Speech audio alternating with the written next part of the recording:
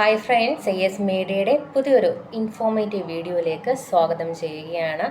നിലവിൽ degree third semester exam വേണ്ടി wait ചെയ്യുന്ന വിദ്യാർത്ഥികളെ ബേസ് ചെയ്തെടുത്തോളം ആദ്യം മുതലുള്ളൊരു ടെൻഷൻ എന്ന് പറഞ്ഞാൽ രജിസ്ട്രേഷൻ എപ്പോൾ സ്റ്റാർട്ട് ചെയ്യുമെന്നുള്ളതായിരുന്നു. അങ്ങനെ എക്സാം രജിസ്ട്രേഷനൊക്കെ സ്റ്റാർട്ട് ചെയ്തു, രജിസ്ട്രേഷനൊക്കെ നടത്തി. അതിനുശേഷം പിന്നെ ഉള്ള ചോദ്യം എന്ന് പറയുന്നത് എപ്പോഴാണ് എക്സാമിനേഷൻ ഉണ്ടാവുക ആൻഡ് നിങ്ങളുടെ ടൈം ടേബിൾ എപ്പോൾ പബ്ലിഷ് ചെയ്യുമെന്നുള്ളതായിരുന്നു. അപ്പോൾ അതിനും ഒരു പരിഹാരം ഉണ്ടായി. ടൈം ടേബിൾ വന്നു, എക്സാം ഡേറ്റ് എന്താണെന്ന് അറിഞ്ഞു.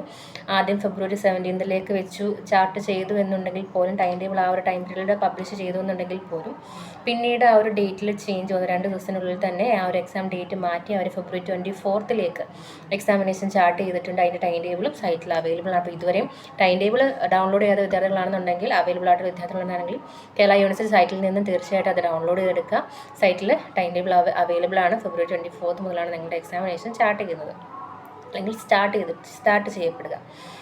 അപ്പോൾ നിലവിൽ ഉള്ള കൺഫ്യൂഷനാണ് എങ്ങനെ തുടങ്ങണം, എവിടുന്ന് പഠിച്ചു തുടങ്ങണം എന്നുള്ളത്. ഈ ഒരു ടൈം പീരീഡിനുള്ളിൽ 24, ഇന്ന് ഫെബ്രുവരി 10. അപ്പം ഇനിയുള്ള ടൈം പീരീഡിൽ എങ്ങനെയാണ് നമ്മുടെ പോർഷൻസ് നമ്മൾ കംപ്ലീറ്റ് ചെയ്യേണ്ടത്, എങ്ങനെ നമ്മൾ ജയിക്കണം, അല്ലെങ്കിൽ എങ്ങനെ ആ ഒരു എ ഗ്രേഡിലേക്ക് പോകണം, അല്ലെങ്കിൽ എങ്ങനെ നമ്മൾ ഈ ഒരു പാസ്സായി എടുക്കണം എന്നുള്ള ടെൻഷൻസ് ഉണ്ടാവും. അപ്പോൾ എവിടെ നിന്ന് സ്റ്റാർട്ട് ചെയ്യണമെന്ന് പോലും അറിയാത്ത സ്റ്റുഡൻസ് ഉണ്ടാവും. അപ്പം ഒരു പോയിന്റ് ഓഫ് സ്റ്റുഡൻസിനെ നോക്കുകയാണെന്നുണ്ടെങ്കിൽ അവർ ഓൾറെഡി പോർഷൻസ് ഒക്കെ കംപ്ലീറ്റ് ആയി പഠിച്ചു വെച്ചിട്ടുള്ള സ്റ്റുഡൻസ് ആയിരിക്കാം. കുറച്ച് സ്റ്റുഡൻസ് എന്ന് പറയുന്നത് കുറച്ചൊക്കെ പഠിച്ചു, എന്നാൽ ഇനിയും കംപ്ലീറ്റ് ചെയ്യാൻ ഒരുപാട് പോർഷൻസ് ഉണ്ട്. ഇനി മറ്റൊരു വിഭാഗം സ്റ്റുഡൻസിലേക്ക് പോകുകയാണെന്നുണ്ടെങ്കിൽ ഇതുവരെ ഒരു ടോപ്പിക്ക് പോലും പഠിക്കാത്ത, അല്ലെങ്കിൽ ഒരു പക്ഷേ കയ്യിൽ മൊഡ്യൂൾസ് പോലും കയ്യിൽ അവൈലബിൾ ആവാത്ത സ്റ്റുഡൻസ്, അല്ലെങ്കിൽ കയ്യിലില്ലാത്ത സ്റ്റുഡൻസ് ഉണ്ടാകും. എല്ലാവർക്കും കൂടി വേണ്ടിയിട്ടാണ് നമ്മൾ ഇങ്ങനെ ഒരു വീഡിയോ ചെയ്യാനായിട്ട് തീരുമാനിച്ചത്. അപ്പോൾ ഇതിൽ നമ്മൾ പറയുന്നതെന്ന് വെച്ചാൽ എവിടെ നിന്ന് നമ്മൾ സ്റ്റാർട്ട് ചെയ്യണം, ഏത് രീതിയിൽ നമ്മുടെ പഠനം ഇനിയുള്ള ദിവസങ്ങളിൽ കൊണ്ടുപോകാൻ ശ്രമിക്കണം, ദെൻ ഏതൊക്കെ രീതിയിൽ നിങ്ങളുടെ ആ ഒരു പഠനം എഫക്റ്റീവായിട്ട് നിങ്ങൾക്ക് കൊണ്ടുപോകാം എന്നുള്ള കാര്യങ്ങളാണ്. അപ്പം മെയിനായിട്ട് ആദ്യം വേണ്ടത്, ഇതുവരെയും കയ്യിൽ സിലബസുകൾ കയ്യിലില്ലാത്ത വിദ്യാർത്ഥികളാണ് എന്നുണ്ടെങ്കിൽ ആ വിദ്യാർത്ഥികൾ സിലബസുകൾ കയ്യിൽ ശേഖരിക്കുക എന്നുള്ളതാണ്. ഇപ്പോൾ എല്ലാവരുടെയും കയ്യിൽ അവൈലബിൾ ആയിരിക്കും എങ്കിലും ചിലരുടെയൊക്കെ, ഇപ്പോൾ ബോയ്സിനെയൊക്കെ റിലേറ്റ് ചെയ്ത് നോക്കുകയാണെന്നുണ്ടെങ്കിൽ ചിലരുടെയൊക്കെ കയ്യിൽ ഈ ഒരു സിലബസ് കാണണമെന്ന് നിർബന്ധമൊന്നുമില്ല. ഓക്കെ, കോളേജിൽ നിന്ന് എല്ലാം പ്രൊവൈഡ് ചെയ്യുന്നുണ്ടാവും, ബട്ട് എങ്കിലും കയ്യിലുണ്ടാവണമെന്നില്ല. അപ്പോൾ തീർച്ചയായിട്ടും നിങ്ങൾ ആദ്യം ചെയ്യേണ്ടത് കറക്റ്റ് സിലബസ്, തേർഡ് സെമസ്റ്ററിൻ്റെ കറക്റ്റ് സിലബസ് നിങ്ങൾ നിങ്ങളുടെ കയ്യിൽ ഫ്രണ്ട്സിൽ നിന്നോ അല്ലെങ്കിൽ നെറ്റിൽ ഗൂഗിളിലൊക്കെ സെർച്ച് ചെയ്യണമെന്നുണ്ടെങ്കിൽ നിങ്ങൾക്ക് സിലബസ് അവൈലബിൾ ആയി കിട്ടും. ആ സിലബസ് നിങ്ങൾ കൃത്യമായി നിങ്ങളുടെ കയ്യിൽ ശേഖരിക്കുക എന്നുള്ളതാണ് ഫസ്റ്റ് തിങ്. ആ ഒരു സിലബസ് നിങ്ങളുടെ കയ്യിൽ കിട്ടിക്കഴിഞ്ഞാൽ, അല്ലെങ്കിൽ സിലബസ് നിങ്ങളുടെ കയ്യിലുള്ള വിദ്യാർത്ഥികൾ ചെയ്യേണ്ട കാര്യം, ആ സിലബസിൽ ഒരു കോഴ്സിൻ്റെ സിലബസ് എന്ന് പറയുമ്പോൾ ആ ഒരു കോഴ്സിനകത്ത് 4 മൊഡ്യൂൾസ് ആയിരിക്കും ഉണ്ടാവുക, അല്ലെങ്കിൽ 5 മൊഡ്യൂൾസ് ആവും ഉണ്ടായിരിക്കുക. ആ 4 or 5 മൊഡ്യൂളാണെങ്കിൽ ആ മൊഡ്യൂൾസിൽ എത്ര ടോപ്പിക്കുകൾ നിങ്ങൾക്ക് പഠിക്കാനായിട്ടുണ്ട്, ആ ടോപ്പിക്കുകൾ ഏതൊക്കെയാണെന്നുള്ളത് ആദ്യം മനസ്സിലാക്കുക. അല്ലെങ്കിൽ ആ ഒരു മൊഡ്യൂൾ എന്തിനെ ബേസ് ചെയ്തിട്ടുള്ളതാണെന്നുള്ള കാര്യം ആദ്യം തന്നെ മനസ്സിലാക്കി വെക്കുക എന്നുള്ളതാണ്. ദെൻ നിങ്ങൾ ചെയ്യേണ്ടത്, ഞാൻ മുമ്പ് പല വീഡിയോസിലും റിപ്പീറ്റഡ് ആയിട്ട് പറഞ്ഞിട്ടുള്ളൊരു കാര്യമാണ്, പല സ്റ്റുഡൻസും എന്താ പറയുക, അവരുടെ എക്സാം ടൈമിലൊക്കെ തന്നെ ചെയ്ത് പരീക്ഷിച്ച് വിജയിച്ച ഒരു കാര്യം കൂടിയാണ്. അതായത് നിങ്ങൾക്ക് ഇപ്പം 4 കോഴ്സുകളാണ് ഒരു സെമസ്റ്ററിൽ, തേർഡ് സെമസ്റ്ററിൽ നിങ്ങൾക്ക് 4 സബ്ജക്റ്റുകളാണ് അല്ലെങ്കിൽ 5 സബ്ജക്റ്റുകളാണ് ഉണ്ടെന്നുണ്ടെങ്കിൽ ആ സബ്ജക്റ്റുകൾ സിലബസ് എടുക്കുക. ആദ്യം ഓരോ സബ്ജക്റ്റിൻ്റെയും സിലബസ് എടുത്തിട്ട് നിങ്ങൾ ബോണ്ട് പേപ്പറോ അല്ലെങ്കിൽ അതിനുവേണ്ടി മാത്രം ഒരു ബുക്ക് നിങ്ങളുടെ കയ്യിൽ കരുതുക. ഇപ്പോൾ ഒരു എക്സാമ്പിൾ പറയുകയാണെന്നുണ്ടെങ്കിൽ മാത്സ് ആണെന്നിരിക്കട്ടെ സബ്ജക്റ്റ്.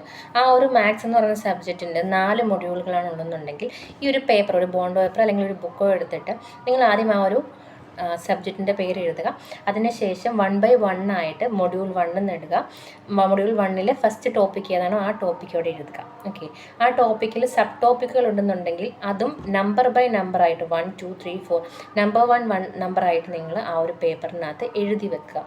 അങ്ങനെ ഈ 4 മൊഡ്യൂൾ ഉണ്ടെങ്കിൽ 4 മൊഡ്യൂളിലുള്ള ടോപ്പിക്കുകൾ എത്രയാണോ അത്രയും ടോപ്പിക്കുകൾ നിങ്ങൾ എന്ത് വേണം, ആ ഒരു പേപ്പറിൽ അല്ലെങ്കിൽ ആ ഒരു ബുക്കിൽ കൃത്യമായിട്ട് ലേബിൾ ചെയ്യുക, കൃത്യമായിട്ട് നിങ്ങൾ എഴുതി വെക്കുക. അതിനുശേഷം നിങ്ങൾ നോക്കേണ്ടത് ഈ പറഞ്ഞ എല്ലാ ടോപ്പിക്കുകളുടെയും നോട്ട് നിങ്ങളുടെ കയ്യിൽ അവൈലബിൾ ആണോ എന്നുള്ളതാണ്.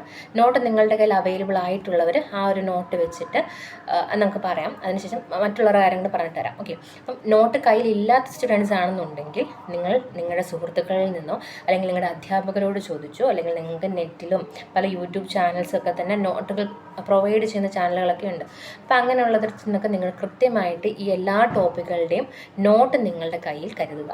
നോട്ട് നിങ്ങൾ കയ്യിൽ ഭദ്രമായിട്ടുണ്ടെന്നുള്ള കാര്യം നിങ്ങൾ ഉറപ്പ് വരുത്തുക, ഈ ടോപ്പിക്കുകളുടെ എല്ലാം തന്നെ.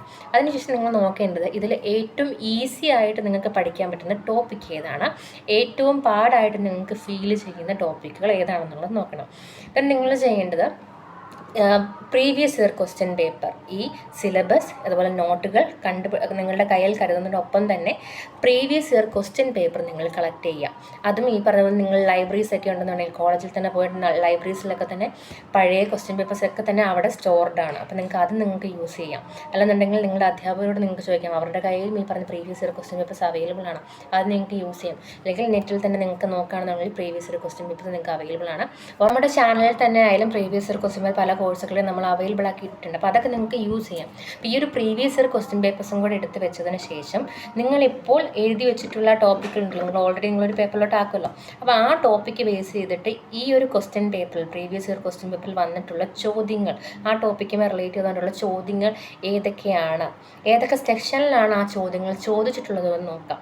15 മാർക്കിൻ്റെ ചോദ്യങ്ങളുണ്ടാവും, 6 മാർക്കിൻ്റെ ചോദ്യങ്ങളുണ്ടാവും, 4 മാർക്കിൻ്റെ ചോദ്യങ്ങളുണ്ടാവും, 1 മാർക്കിൻ്റെ ചോദ്യങ്ങളുണ്ടാവും, അല്ലേ? അതാണ് നിങ്ങളുടെ ഇതുവരെയുള്ള ക്വസ്റ്റ്യൻ പാറ്റേൺ എന്ന് പറയുന്നത്. 2023 വരെയുള്ള സ്റ്റുഡൻസിൻ്റെ ക്വസ്റ്റ്യൻ പാറ്റേൺ അതാണ്. അപ്പം ആ ക്വസ്റ്റ്യൻ പാറ്റേൺസിൽ നിങ്ങൾ ഈ പറഞ്ഞ ടോപ്പിക്കുകളിൽ നിന്നും ഏതൊക്കെയാണ് വന്നിട്ടുള്ള ക്വസ്റ്റ്യൻസ് എന്ന് നോക്കാം. അതുപോലെ റിപ്പീറ്റഡ് ആയിട്ട് 2-3 വർഷത്തെ ക്വസ്റ്റ്യൻ പേപ്പേഴ്സ് ഒന്ന് എടുത്ത് വെച്ചിട്ട് റിപ്പീറ്റഡ് ആയിട്ട് ഈ ടോപ്പിക്കുകളിൽ നിന്ന് വന്നിട്ടുള്ള, അല്ലെങ്കിൽ ആ ഒരു കോഴ്സിൽ ആ ടോപ്പിക്കുകളിൽ നിന്ന് വന്നിട്ടുള്ള ക്വസ്റ്റ്യൻസ് ഏതൊക്കെയാണെന്നുള്ളത് കറക്റ്റായിട്ട് നോക്കി വെക്കാം. അതിനുശേഷം കൃത്യമായിട്ടൊരു സ്റ്റഡി പ്ലാൻ ഉണ്ടാക്കി വെക്കാം. അതായത് ഇനി നമ്മുടെ മുന്നിലുള്ളത് 14 ദിവസമായിരിക്കാം, അല്ലെങ്കിൽ 12 ദിവസമായിരിക്കും, 13 ദിവസമായിരിക്കാം. ആ ദിവസങ്ങളിൽ നിങ്ങൾക്ക് എങ്ങനെ നിങ്ങളുടെ ഈ ഒരു 4 സബ്ജക്റ്റുകൾ, ആ 4 സബ്ജക്റ്റിൽ 4-5 മൊഡ്യൂൾസ് വെച്ചുള്ളത് എങ്ങനെ നിങ്ങൾക്ക് കവർ ചെയ്തെടുക്കാം, നിങ്ങൾക്ക് പഠിച്ചെടുക്കാം എന്നുള്ളത് നിങ്ങൾ കൃത്യമായ ഒരു സ്റ്റഡി പ്ലാൻ ക്രിയേറ്റ് ചെയ്യുക. അതിനാണ് ആദ്യം പറയുന്നത് നമ്മൾ എന്താണ്, ഈ ഒരു ക്വസ്റ്റ്യൻസ് നിങ്ങൾ എടുത്തിട്ട് പ്രത്യേകം അല്ലെങ്കിൽ ആ ഒരു ടോപ്പിക്കിൽ എത്രത്തെ ടോപ്പിക് ഉണ്ടോ ആ ടോപ്പിക്കുകൾ നിങ്ങൾ കൃത്യമായിട്ട് എഴുതി വെക്കുക എന്ന് പറയുന്നത്. അപ്പോൾ നമുക്ക് ഏകദേശം ഒരു ഐഡിയ ഉണ്ടാവും, ഓക്കെ ഇന്ന സബ്ജക്റ്റിൽ ഇത്ര ടോപ്പിക്ക് നമുക്ക് പഠിക്കാനായിട്ടുണ്ട്. അപ്പം ബാക്കിയുള്ള എല്ലാ സബ്ജക്റ്റുകളും ഇതേപോലെ എഴുതി വെച്ചിട്ട് അതിൽ ഏതൊക്കെയാണ് നിങ്ങൾക്ക് കൃത്യമായിട്ട് പഠിച്ചു വെച്ചിരിക്കുന്നതെന്ന് വെച്ചാൽ അത് ടിക്കിട്ട് മാറ്റുക. ഓക്കെ, ഇപ്പം ഒരു സബ്ജക്റ്റിൽ നിങ്ങൾക്ക് ഒരു 24, 26 അല്ലെങ്കിൽ 30, 35 ടോപ്പിക്കുകൾ പഠിക്കണമെന്നുണ്ടാവും. ആ 35 ടോപ്പിക്കുകൾ നിങ്ങൾക്ക് ഏകദേശം അറിയാവുന്ന ടോപ്പിക്കുകൾ ഏതൊക്കെയാണെന്ന് നോക്കുക. അങ്ങനെയുള്ളവ നിങ്ങൾക്ക് ഓൾറെഡി അറിയാവുന്ന ടോപ്പിക്കുകൾ ചോദ്യങ്ങൾ നിങ്ങൾക്ക് ടിക്കിട്ടിട്ട്, അല്ലെങ്കിൽ ടോപ്പിക്കുകൾ നിങ്ങൾക്ക് ടിക്കിട്ട് നിങ്ങൾ മാറ്റുക. അതിനുശേഷം ഈ അറിയാത്ത ടോപ്പിക്കുകൾ ഓരോന്നായിട്ട് ഈസിയസ്റ്റ് ആയിട്ടുള്ളത് ആദ്യം പഠിച്ചു പോവുക. ഏറ്റവും എളുപ്പമായിട്ട് നിങ്ങൾക്ക് പഠിക്കാൻ തോന്നുന്നത്, നിങ്ങൾക്ക് കോൺഫിഡൻ്റ് ആയിട്ട് തോന്നിയ ടോപ്പിക്കുകൾ ഉണ്ടാവുമല്ലോ, അത് നിങ്ങൾ കൃത്യമായിട്ട് ആദ്യം ആ ഒരു സ്റ്റഡി പ്ലാൻ തയ്യാറാക്കുമ്പം ആ ടോപ്പിക്കുകൾ വേണം നിങ്ങൾ ആദ്യം കവർ ചെയ്യാൻ. അതിനുശേഷം ഈ പറഞ്ഞ ഹാർഡായിട്ട് നിങ്ങൾക്ക് തോന്നിയവ നിങ്ങൾ കവർ ചെയ്യാനായിട്ട് ശ്രമിക്കാം. ഇനി മെയിനായിട്ടും പറയാനുള്ളത് പ്രീവിയസ് ഇയർ ക്വസ്റ്റ്യൻ പേപ്പർ കൂടെ നോക്കിയതിന് ശേഷം ഈ 15 മാർക്കിനൊക്കെ ചോദിക്കുന്ന ക്വസ്റ്റ്യൻസ് ഉണ്ടാവും അതിനകത്ത്. അപ്പം അത് കൃത്യമായിട്ട് നിങ്ങൾ പഠിച്ചു വെക്കാനായിട്ട് ശ്രമിക്കുക. 15 മാർക്കിന് ചോദിക്കാൻ സാധ്യതയുള്ള നിങ്ങളുടെ ആ ഒരു കോഴ്സിലെ ടോപ്പിക്കുകൾ ഏതാണോ ആ ടോപ്പിക്കുകൾ കൃത്യമായിട്ട് കവർ ചെയ്യാനായിട്ട് തീർച്ചയായിട്ടും ശ്രമിക്കുക എന്നുള്ളതാണ് മെയിൻ. അപ്പോൾ ഇതാണ് മെയിനായിട്ടും പറയാനായിട്ടുള്ള കാര്യം. അതായത് നിങ്ങളുടെ സിലബസ് നിങ്ങൾ കളക്ട് ചെയ്യുക, നിങ്ങളുടെ നോട്ട്സ് നിങ്ങൾ മെയിനായിട്ടും കളക്ട് ചെയ്ത് വെക്കുക. അതിനുശേഷം ഇവയൊക്കെ തന്നെയും എല്ലാ ടോപ്പിക്കുകളും, എത്ര ടോപ്പിക്കുകൾ നിങ്ങൾക്ക് ഒരു കോഴ്സിൽ പഠിക്കാനുണ്ടോ അതൊക്കെ നിങ്ങൾ ഒരു പേപ്പറിലോ ബുക്കിലോ ലേബൽ ചെയ്ത് വെക്കുക, എഴുതി വെക്കുക. അതിനുശേഷം നിങ്ങൾ പഠിച്ചവ അത് നിങ്ങൾ കൃത്യമായിട്ട് ടിക്കിട്ട് മാറ്റുക.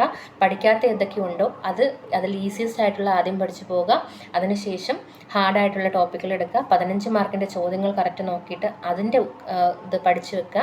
ദെൻ നിങ്ങളുടെ previous year question paper relate ചെയ്ത് നോക്കിയിട്ട് അത് കമ്പയർ ചെയ്ത് നോക്കിയിട്ട് അതിൽ നിന്നും റിപ്പീറ്റഡ് വന്നിട്ടുള്ള ക്വസ്റ്റ്യൻസ് ഏതൊക്കെയാണ്, നിങ്ങളുടെ ഈ ഒരു കോഴ്സിൽ ഏതൊക്കെ ടോപ്പിക്കുകളാണ് ആ ഒരു ക്വസ്റ്റ്യൻ പേപ്പറിൽ നിങ്ങൾ കണ്ടിട്ടുള്ളത്, അതൊക്കെ തന്നെയും കൃത്യമായിട്ട് നോട്ട് ചെയ്തിട്ട് പഠിക്കാനായിട്ട് ശ്രമിക്കുക. ഓക്കെ, ദെൻ നിങ്ങൾക്ക് മുന്നിലുള്ളത് 14 ദിവസങ്ങളാണ് എന്നുണ്ടെന്നുണ്ടെങ്കിൽ ആ 14 ദിവസം ബേസ് ചെയ്ത് നിങ്ങൾ 2 ദിവസം അല്ലെങ്കിൽ 3 ദിവസം വെച്ച് ഒരു സബ്ജക്റ്റ് ക്ലിയർ ചെയ്ത് പോകാനായിട്ട് ശ്രമിക്കുക. നിങ്ങളുടെ ടൈം മാനേജ്മെൻറ്റ് ഉണ്ടാവണം. നിങ്ങൾക്ക് കൃത്യമായിട്ട് അറിയാം ഇത്ര ദിവസമേ നമുക്കിനി എക്സാമിനായിട്ട് ബാക്കി നമ്മുടെ കയ്യിലുള്ളൂ. ടൈം ടേബിൾ നിങ്ങളുടെ കയ്യിൽ അവൈലബിൾ ആണ്. അപ്പോൾ ടൈം ടേബിളിനകത്ത് ഫസ്റ്റ് വരുന്ന എക്സാം ഏതാണോ ആ എക്സാമുമായി റിലേറ്റ് ചെയ്തിട്ടുള്ള ആ ഒരു സബ്ജക്റ്റ് ആദ്യത്തെ 3 ദിവസം ആ സബ്ജക്റ്റിലെ മെയിനായിട്ടുള്ള ടോപ്പിക്കുകൾ പഠിച്ചു പോകാനായിട്ട് ശ്രമിക്കുക. അടുത്ത 3 ദിവസം അടുത്ത കോഴ്സ് എടുക്കുക. ആ കോഴ്സ് ഏകദേശം ഒന്ന് കംപ്ലീറ്റ് ചെയ്ത് വെക്കാനായിട്ട് ശ്രമിക്കുക. അടുത്ത 3 ദിവസം അടുത്ത സബ്ജക്റ്റ് കംപ്ലീറ്റ് ആക്കാനായിട്ട് വെക്കുക. അങ്ങനെ കൃത്യമായിട്ടുള്ള ടൈം മാനേജ്മെൻറ്റ് ശ്രമിച്ചുകൊണ്ട് കൃത്യമായിട്ട് തന്നെ നിങ്ങളൊരു സ്റ്റഡി പ്ലാൻ ക്രിയേറ്റ് ചെയ്തിട്ട് പഠിക്കുക.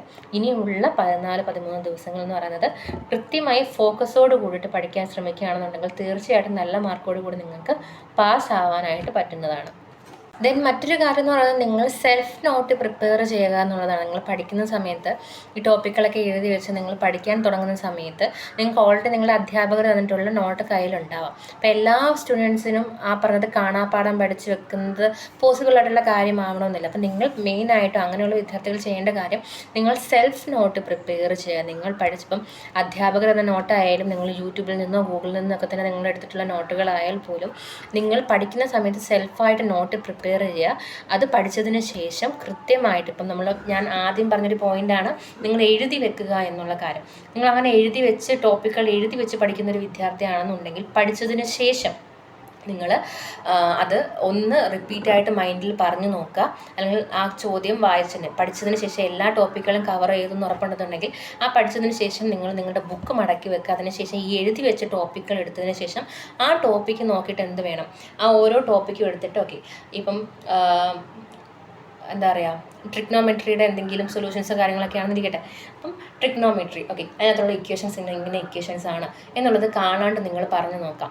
ഇനി കാണാണ്ട് പറഞ്ഞതിന് ശേഷം നിങ്ങൾ എന്ത് വേണം ഒരു പേപ്പർ എടുക്കുക. ആ പേപ്പറിൽ ഈ പറഞ്ഞ ഉത്തരം നിങ്ങൾ എഴുതി നോക്കുക. കാരണം എക്സാം ഹോളിൽ നിങ്ങൾക്ക് മെയിനായിട്ട് വേണ്ടത് നിങ്ങൾ പറയുകയോ അല്ലെങ്കിൽ അതൊന്നും അല്ല, നിങ്ങൾ എക്സാമിൽ എഴുതുകയാണ് ചെയ്യുന്നത്. അപ്പം നിങ്ങൾക്ക് ആ ഒരു ഇത്ര മണിക്കൂറിനുള്ളിൽ നിങ്ങൾ എഴുതി തീരണം. അപ്പോൾ തീർച്ചയായിട്ടും നിങ്ങൾ പഠിക്കുന്ന സമയത്ത് ഇതുപോലെ നിങ്ങളുടെ പേപ്പർ ഒരു പേപ്പറിലേക്ക് ബുക്കിലേക്ക് നിങ്ങൾ ഓരോ ടോപ്പിക്ക് നിങ്ങൾ പഠിച്ചതിന് ശേഷം നിങ്ങൾ എഴുതി നോക്കുക. മെയിനായിട്ട് സെൽഫ് നോട്ട് ആണെന്നുണ്ടെങ്കിൽ തീർച്ചയായും നിങ്ങൾക്ക് യൂസ്ഫുൾ ആയി. കാരണം നിങ്ങളുടെ മൈൻഡ് റൺ ആയിക്കൊണ്ടിരിക്കും.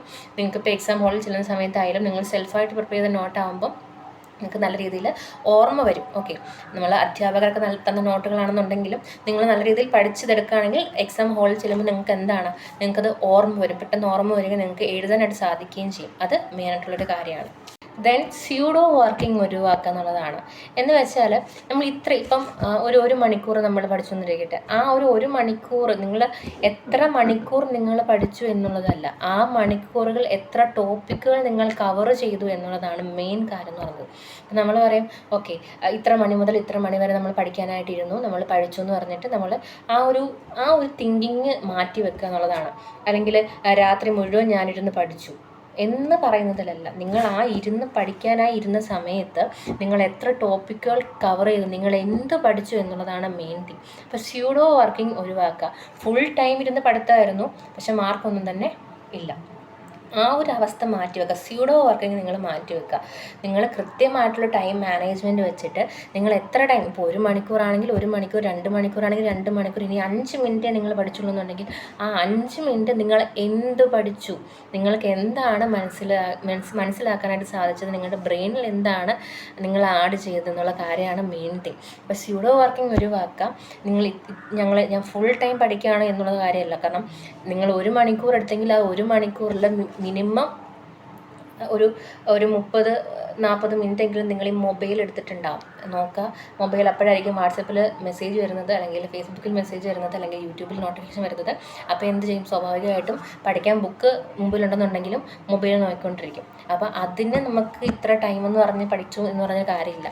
നിങ്ങൾ ആ എടുത്ത ടൈമിൽ 5 മിനിറ്റെങ്കിൽ 5 മിനിറ്റ്, 10 മിനിറ്റെങ്കിൽ 10 മിനിറ്റ് എന്ത് നിങ്ങൾ പഠിച്ചു എന്നുള്ളതാണ് ഇമ്പോർട്ടൻറ്റ്. അപ്പോൾ സ്യൂഡോ വർക്കിംഗ് ഒഴിവാക്കുക. കൃത്യമായ ടൈം മാനേജ് വെച്ചിട്ട് ഇപ്പം ഒരു 5 മിനിറ്റാണ് നിങ്ങൾ ഇരിക്കുന്നതെങ്കിൽ ആ 5 മിനിറ്റിൽ നിങ്ങൾ എത്ര ടോപ്പിക്കുകൾ കവർ ചെയ്തു, എത്ര ടോപ്പിക്കുകൾ നന്നായി പഠിച്ചു എന്നുള്ളതാണ്. അപ്പോൾ അത് മെയിനായിട്ടും ശ്രദ്ധിക്കുക. സോ അപ്പോൾ ഇതുവരെ പറഞ്ഞുള്ള കാര്യങ്ങളൊക്കെ തന്നെ ഏകദേശം ഒരു ഐഡിയ കിട്ടിയിട്ടുണ്ടാവുമല്ലോ. ഫസ്റ്റ് തിങ് സിലബസ്, അതിൻ്റെ നോട്ട് കളക്ട് ചെയ്യുക, previous year question papers collect ചെയ്യുക. ആ ഒരു പ്രീവിയസ് ഇയർ ക്വസ്റ്റ്യൻ പേപ്പേഴ്സൊക്കെ തന്നെ വെച്ചുകൊണ്ട് നിങ്ങൾ എന്താണ് ഈ പറഞ്ഞ ഓരോ സബ്ജക്റ്റുകളിലെയും ടോപ്പിക്ക് എത്ര ഉണ്ടെന്നുള്ളത് കറക്റ്റായിട്ട് ലേബൽ ചെയ്ത് വെക്കുക, കറക്റ്റായിട്ട് മനസ്സിലാക്കി വെക്കുക. അതിനനുസരിച്ച് നിങ്ങളുടെ നോട്ടെല്ലാം തന്നെ ഉണ്ടോ എന്നുള്ളത് ചെക്ക് ചെയ്യുക. പ്രീവിയസ് ഇയർ ക്വസ്റ്റ്യൻ പേപ്പർ എടുത്തിട്ട് ആ കളക്ട് ചെയ്ത പേപ്പേഴ്സുമായിട്ട് നിങ്ങളുടെ ടോപ്പിക്കുമായി റിലേറ്റ് ചെയ്ത് വന്നിട്ടുള്ള റിപ്പീറ്റഡ് ക്വസ്റ്റ്യൻസ് ഏതൊക്കെയാണ്, 15 മാർക്കിൻ്റെ ചോദ്യങ്ങൾ ഏതൊക്കെയാണ്, നിങ്ങളുടെ ആ ടോപ്പിക്കിൽ നിന്ന് അല്ലെങ്കിൽ ആ ഒരു കോഴ്സിൽ നിന്ന് ഏതൊക്കെ ചോദ്യങ്ങളാണ് ഈ ഒരു ക്വസ്റ്റ്യൻ പേപ്പറിൽ ഉണ്ടായിട്ടുള്ളത്, ഇതൊക്കെ തന്നെ നോട്ട് ചെയ്ത് കൃത്യമായിട്ട് ആ രീതിയിൽ പഠിച്ചു പോവുക. അതിനുശേഷം എന്താണ് ഈ ഒരു സ്യൂഡോ വർക്ക് മാറ്റി വെച്ച് എത്ര മണിക്കൂർ നിങ്ങൾ ഇരുന്നു ബുക്ക് വെച്ചിട്ട് നിങ്ങൾ ബുക്കും പിടിച്ച് നിങ്ങൾ ഇരുന്നു എന്നുള്ളതല്ല, ആ ഇരുന്ന 5 മിനിറ്റെങ്കിൽ 5 മിനിറ്റ് നിങ്ങൾ എന്ത് പഠിച്ചു എന്നുള്ളതാണ് ഇമ്പോർട്ടൻ്റ്. അപ്പോൾ ആ രീതിയിൽ ടൈം മാനേജ്മെൻറ്റ് നോക്കാം. അതിനുശേഷം എന്താണ് നിങ്ങൾ ഈ പറഞ്ഞതുപോലെ സെൽഫ് നോട്ട് പ്രിപ്പയർ ചെയ്യാനായിട്ട് നോക്കാം. പഠിച്ചതിന് ശേഷം അത് കാണാണ്ട് റിപ്പീറ്റ് ചെയ്ത് ഒന്നെങ്കിൽ നമ്മൾ സെൽഫായിട്ട് പറയുക, അല്ലെങ്കിൽ നിങ്ങൾക്ക് അമ്മ, അച്ഛൻ, ആങ്ങള, ബ്രദേഴ്സ് ഉണ്ടെങ്കിൽ, സിസ്റ്റേഴ്സ് ഉണ്ടെങ്കിൽ അവരടുത്ത് ഈ ക്വസ്റ്റ്യൻസ് കൊടുത്തിട്ട് അവരോട് ചോദിക്കാൻ പറയാൻ നിങ്ങൾ അതിനെ ആൻസർ ചെയ്യുക. അല്ലെന്നുണ്ടെങ്കിൽ ഈ പറഞ്ഞ പോലെ നിങ്ങളൊരു പേപ്പറിനകത്ത് നിങ്ങൾ പഠിച്ചതിന് ശേഷം കാണാണ്ട് നിങ്ങളൊരു ബുക്ക് എടുത്ത് വെച്ച് അല്ലെങ്കിൽ പേപ്പർ എടുത്ത് വെച്ച് നിങ്ങൾ പഠിച്ച കാര്യങ്ങൾ നിങ്ങൾ എഴുതി നോക്കുക. അതിപ്പം നമ്മുടെ ബ്രെയിനിലേക്ക് ഒന്നുകൂടി നമ്മൾ രജിസ്റ്റർ ചെയ്ത് കൊടുക്കുകയാണ് ഈ ആൻസേഴ്സ് എല്ലാം തന്നെ, അല്ലെങ്കിൽ ഈ ടോപ്പിക്കുകളെല്ലാം തന്നെ. അപ്പോൾ അത് നിങ്ങൾക്ക് എക്സാമിന് വളരെയധികം ഹെൽപ്ഫുൾ ആയിട്ടുള്ള കാര്യങ്ങൾ. അപ്പോൾ ഇത് ഇത്രയുമാണ് മെയിനായിട്ട് നമ്മൾ പറഞ്ഞിട്ടുള്ള കാര്യങ്ങൾ. പിന്നെ ഈ പറഞ്ഞ ഓരോ സ്റ്റുഡൻസിനും ഓരോ രീതിയിലുള്ള പഠന രീതിയായിരിക്കും ഉണ്ടാക്കി. അപ്പോൾ അത് കൃത്യമായിട്ട് ടൈം മാനേജ്മെൻറ്റ് ചെയ്ത് നല്ല രീതിയിൽ ഒരു സ്റ്റഡി പ്ലാൻ തയ്യാറാക്കിയിട്ട് നിങ്ങൾ ഈ വരുന്ന 10-14 ദിവസങ്ങൾ എഫക്റ്റീവായിട്ട് എക്സാമിന് വേണ്ടി പ്രിപ്പയർ ചെയ്യുക എന്നുള്ളതാണ് മെയിനായിട്ട്. നിങ്ങളുടെ മൊബൈൽ ഫോൺ നിങ്ങളുടെ കയ്യിൽ നിന്ന് മാറ്റി വെച്ചതിന് ശേഷം പഠിക്കാനായിട്ട് ശ്രമിക്കാം. ഓക്കെ, അതായത് മൊബൈൽ ഫോണിൽ പഠന ആവശ്യത്തിന് വേണ്ടി ഉപയോഗിക്കാം, അല്ലാണ്ടുള്ള വാട്സപ്പ്, യൂട്യൂബ് ഇതുപോലുള്ള ഗെയിം കാര്യങ്ങളിൽ നിന്ന്. സോ ടൈം വേസ്റ്റ് ചെയ്യാതെ ഇനിയുള്ള ദിവസങ്ങൾ എഫക്റ്റീവായിട്ട് പഠിച്ചു തുടങ്ങാം. ആൻഡ് ഈ പറഞ്ഞതുപോലെ നിങ്ങൾക്ക് എക്സാം ടൈമിൽ നിങ്ങൾ ശ്രദ്ധിക്കേണ്ട കാര്യങ്ങൾ, അല്ലെങ്കിൽ എക്സാം പേപ്പറിൽ നിങ്ങൾ ശ്രദ്ധിക്കേണ്ട കാര്യങ്ങളൊക്കെ തന്നെ ഓൾറെഡി നിങ്ങൾ ഫസ്റ്റ് സെമസ്റ്റർ, സെക്കൻഡ് സെമസ്റ്ററൊക്കെ എക്സാം അറ്റൻഡ് ചെയ്ത വിദ്യാർത്ഥികളാണ്. ഇനി മിഡ്സ് ആൻഡ് സപ്ലിമെൻ്ററി വിദ്യാർത്ഥികളെ ബേസ് ചെയ്തുള്ള ഒരുപാടേറെ സെമസ്റ്റർ ബേസ് അവർ എഴുതി വന്ന സ്റ്റുഡൻസാണ്. പ്രത്യേകം പറയേണ്ടതില്ലായിരിക്കും. എങ്കിലും ഒരു എക്സാം ആൻസർ ഷീറ്റ് എന്നൊക്കെ പറയുമ്പോൾ അതിൽ കൃത്യമായിട്ടുള്ള പാറ്റേണും കാര്യങ്ങളൊക്കെ ശ്രദ്ധിച്ച് പോകുകയാണെന്നുണ്ടെങ്കിൽ കൂടുതൽ മാർക്ക് സ്കോർ ചെയ്യാനായിട്ട് സാധിക്കുന്നതാണ്. അപ്പം അങ്ങനെയുള്ള ഇൻഫർമേഷൻസ് ഒക്കെ അറിയണമെന്നുണ്ടെങ്കിൽ തീർച്ചയായിട്ടും കമൻറ്റ് ബോക്സിൽ രേഖപ്പെടുത്താനായിട്ട് മറക്കരുത്. ഈ ഒരു വീഡിയോ നിങ്ങൾക്ക് യൂസ്ഫുൾ ആണെന്ന് ഫീൽ ചെയ്തെങ്കിൽ തീർച്ചയായും ലൈക്ക് ചെയ്യാൻ മറക്കരുത്, സബ്സ്ക്രൈബ് ചെയ്യാൻ മറക്കരുത്. അപ്പോൾ ബെൽ ഐക്കണും കൂടി എനേബിൾ ചെയ്തെടുക്കുക. എങ്കിൽ മാത്രം നമ്മൾ അപ്ലോഡ് ചെയ്യുന്ന കാര്യങ്ങൾ നിങ്ങൾക്ക് കൃത്യമായിട്ട് എത്തുകയുള്ളൂ. Thank you so much.